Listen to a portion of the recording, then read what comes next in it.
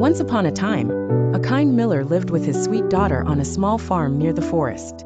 They had little to eat, but they were happy and loved each other dearly. One day, a stranger with a long coat and shiny boots came to the miller and offered him great riches in exchange for what stood behind the mill. The miller thought the stranger meant the apple tree behind the mill and agreed.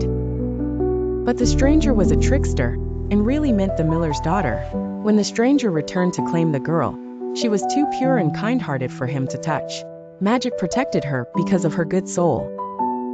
The stranger grew angry. To break the magic, he said she must lose her hands. The heartbroken girl agreed so her family would be safe. Without hands, the girl set off into the forest alone. She was sad, but she believed in her heart that kind things would still come. She found a beautiful garden full of fruit trees. A magical angel helped her eat an apple. The garden belonged to a kind king.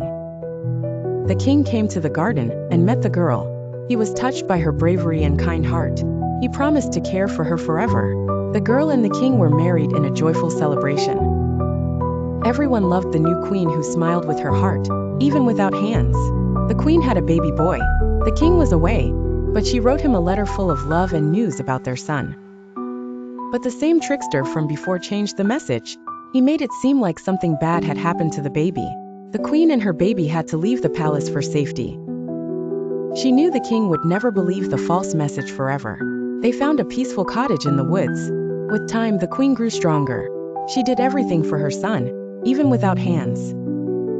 One morning, she woke up and saw that her hands had grown back. Her kindness and courage had brought back what she had lost. The king searched far and wide for his queen and son.